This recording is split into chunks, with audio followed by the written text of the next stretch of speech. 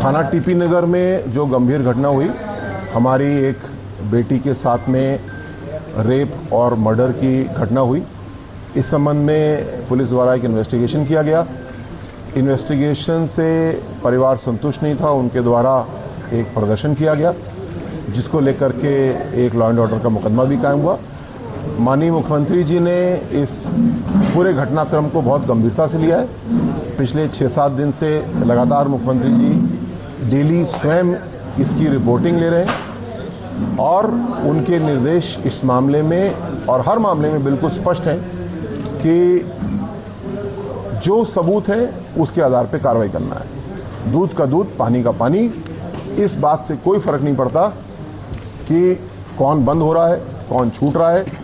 जो सबूत है उसके अनुसार कार्रवाई करना है। यहाँ पे जो प्रकरण था, एक अभियुक्त अंकुश जिसको पुलिस ने अरेस्ट किया, जेल भेजा।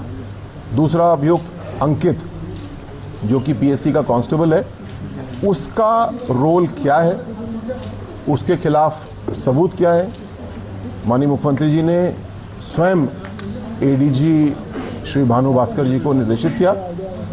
भानु जी को मैं धन्यवाद दूंगा, उनकी सराहना भी करूंगा कि उन्होंने स्वयं 3 घंटा बैठ करके पूरी विवेचना की समीक्षा की और उस समीक्षा के बाद में सभी जो तथ्य हैं, सबूत हैं, उनका आकलन किया गया और आकलन करने के बाद में पीएससी के निलंबित कांस्टेबल अंकित की गिरफ्तारी की गई और उसको जेल भेजा गया।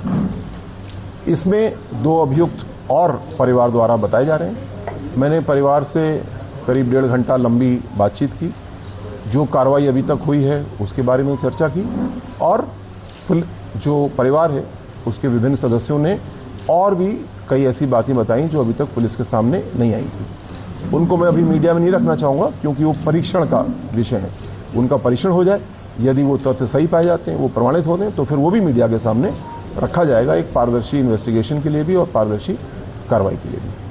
कुल मिलाकर के योगी जी का स्पष्ट निर्देश है, इसीलिए उन्होंने मुझे स्वयं आकर के देखने के लिए कहा।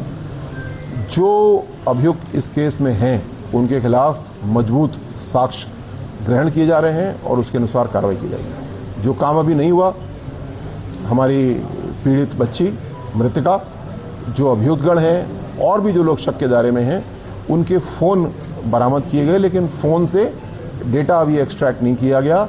जब डेटा एक्सट्रैक्ट किया जाएगा तो उसमें तमाम चैट आदि, फ़ोटो, वीडियो मिलते हैं जिससे बातें निकल करके आती हैं और स्पष्ट होती हैं। तो एक वैज्ञानिक, गहन वैज्ञानिक जांच होगी। जिस तरीके से एटीएस या एसटीएफ इन्वेस्टिगेशन करती है उस तरीके से पूरी बातें लेकर के आएंगे और ऐसे प्रमाण के साथ में कोर्ट में चार्जशीट करेंगे जिससे कि इन अभियुक्तों को फांसी की सज़ा हो। जो लॉ एंड ऑर्डर का एक मुकदमा कायम हुआ, जो घटना हुई, पहली बात मैं व्यक्तिगत रूप से इस बात को समझूंगा, हमारी पुलिस को इतना संवेदनशील होना चाहिए कि यहाँ तक नौबत ना आए। हर वादी, हर व्यक्ति अपनी बात कहना चाहता है, हमको सबकी बात सुनना चाहिए। जो सच है, जो तथ्य से प्रमाणित है, उसको हमको कोर्ट के सामने प्रस्तुत करना चाहिए। यहाँ पे कोई चूक इस मामले में ज़रूर हुई कि लोगों को ज़मीन पे उतरना पड़ा। ऐसा नहीं होना चाहिए। जो कानून व्यवस्था योगी जी ने आज पूरे उत्तर प्रदेश में बनाई है, उससे लोगों के मन में ये विश्वास है। उस विश्वास को कोई भी पुलिसकर्मी, कोई भी पुलिस अधिकारी तोड़ेगा नहीं, ये हमारा वादा है। आने वाले समय में ऐसे अपराधी जिन्होंने हमारी बिटिया के साथ में कांड किया, उनको दंडित किया जाएगा।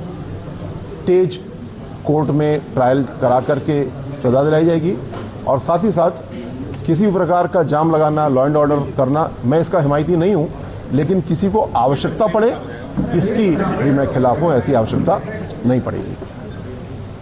अरे चलाइए। इसमें सबसे बड़ी बात ये आपने कहा कि दुर्मूल रवैया या सड़क पर उतरना पड़ा, सड़क पर उतरना पड़ा। इसमें बात सामने आ रही थी कि कुछ बाहरी तत्व थे, वो माहौल बिगाड़ना चाहते थे, बवाल कराना चाहते थे, इसलिए अंजाम देना चाहते थे। क्या ऐसा इन्वेस्टिगेशन में कुछ पाया गया है? ये विषय, ये शंकाएं मुझको भी मालूम हुई। इस संबंध में जिलाधिकारी महोदय से, एसएसपी साहब से, डीआई साहब से, सभी से चर्चा हुई।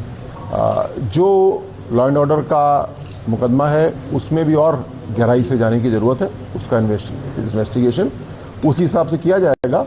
जो लोग बाहर से आए थे उनका क्या रोल है, क्या वो अपने आप आए थे, क्या उनको बुलाया गया था, इस पर भी जांच की जाएगी। लेकिन मैं पुनः ज़्यादा इस बात पे जोर दूंगा कि हमको पीड़ित परिवार को न्याय दिलाना है और साथ साथ किसी को भी, आज मैं समझता हूँ ऐसी आवश्यकता ही नहीं पड़ती किसी को जाम लगाना पड़े, किसी को इस प्रकार सड़क पर उतरना पड़े। कोई एक व्यक्ति भी आकर के अपनी बात कहेगा, हम उसकी बात को दिल खोल के वैज्ञानिक तरीके से परीक्षण करेंगे, उसके आधार पर कार्रवाई करेंगे। आपने एक वीडियो जारी किया है जिसके अंदर उन्होंने कहा है कि 20 तारीख तक अगर कुछ उन्होंने मांगे रखी हैं, अगर वो मांगे पूरी नहीं होती तो आंदोलन करेंगे। 20 तारीख का नाम लेकर के उन्होंने वीडियो जारी किया है। पूरे परिवार से मेरी बातचीत हुई, लंबी बातचीत हुई और मुझे लगता है कि आगे आने वाले समय में पीड़ित परिवार किसी भी तरीके से असंतुष्ट नहीं होगा। अच्छी विवेचना होगी, गहन विवेचना होगी, आरोपियों को सजा दिलाई जाएगी।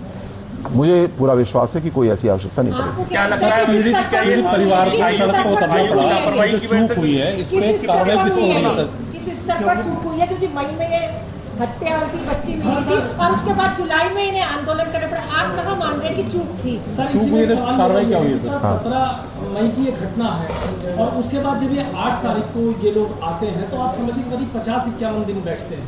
तो 50 दिन ऐसे क्या थे कि इनके बीच ऐसी क्या चीज की गई? और दूसरा सवाल ये कि पीड़ित परिवार के सब लोग साथ हैं, बच्चे के साथ गलत हुआ, आप भी कह रहे हैं फांसी तक पहुंचना चाहिए, लेकिन सर आंदोलन में कुछ लोग ऐसे भी थे कि जो शहर में आए उनके ऊपर इतने गंभीर धाराओं में मुकदमे दर्ज है।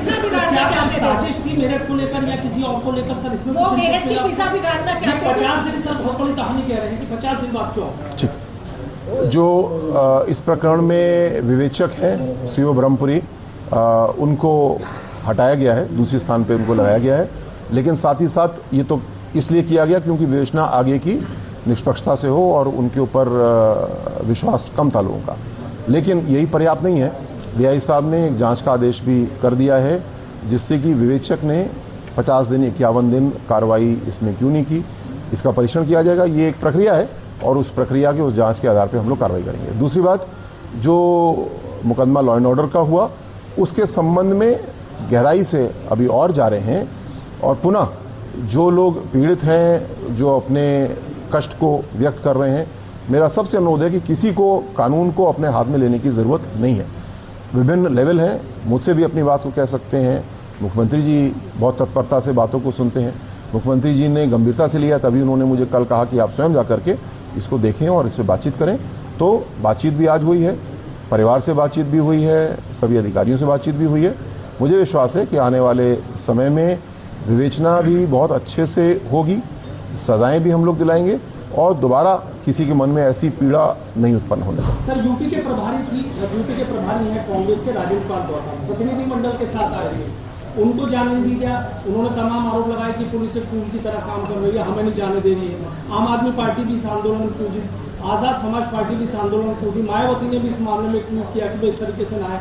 तो आपको नहीं लगता कि एक सियासत का एक मतलब एक केंद्र इसको बनाने की कोशिश जा रही है? इन लोगों को क्या कहना चाहेंगे सर? सरकार को घेर रहे हैं? ये एक अपराध है। मैंने भी मेरठ में पुलिस की सेवा की और मेरठ की एक बहुत अच्छी बात है, यानी मेरठ के लोगों की अच्छी बात है कि मेरठ के लोगों ने कभी भी अपराधी का साथ नहीं दिया, चाहे वो जिस जाति का हो, जिस धर्म का हो, अपने भाई को भी ला करके थाने में पहुंचा देते हैं। ऐसी मेरठ के लोगों की फितरत आज नहीं, हमेशा से रही है।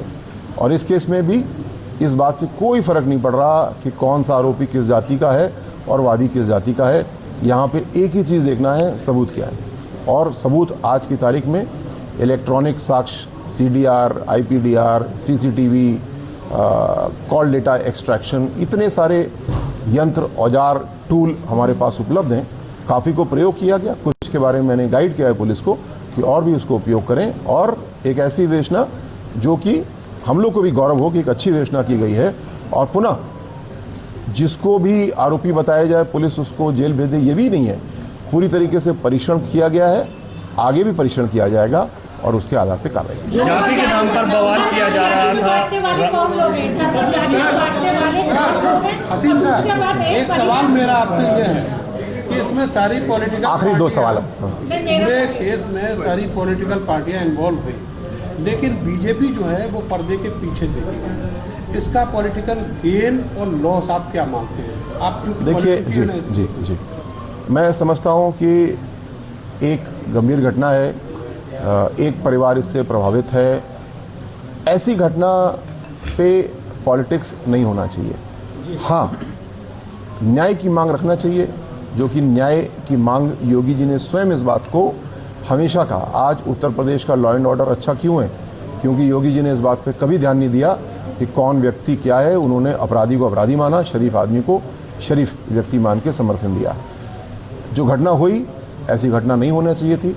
ऐसी घटना की पुनरावृत्ति ना हो, इसके लिए अपराधियों को ऐसी सज़ा दिलाई जाएगी जिससे कि संदेश ऐसा जाए कि दोबारा कोई व्यक्ति ऐसी घटना करने के बारे में ना सोचे। सर, इस घटना को लेकर आपका बड़ा विश्लेषण रहा है, लेकिन क्या आप इस बात को मानते हैं कि मेरठ में एक बड़े बवाल की तैयारी थी? क्योंकि पुलिस की भी अगर आप फुटेज देखेंगे तो हर प्रकार से आप चाहे बात सीओ सिविल लाइन की करें, बात चाहे एसपी देहात की करें, बात चाहे जो वहाँ का इंस्पेक्टर स्थानीय, उन प्रत्येक व्यक्ति को समझाने का भी प्रयास किया गया। उन्हें ये तक भी ऑफर दिया गया कि आपका जो पेन है, आपकी जो जरूरतें हैं, आपकी जो बिंदु हैं, आप हमारे ऑफिस आइए। लेकिन उसके बावजूद भी जो पीड़िता के बारे में बात ना करके बात इस तरीके की जा रही थी कि ताकि दूसरा पक्ष जो है थोड़ा सा उपसा जाए, थोड़ा गुस्से में जाए। तो अब क्या नहीं मानते इस बात को कि एक बड़े बवाल की जो थी तैयारी की जा रही थी?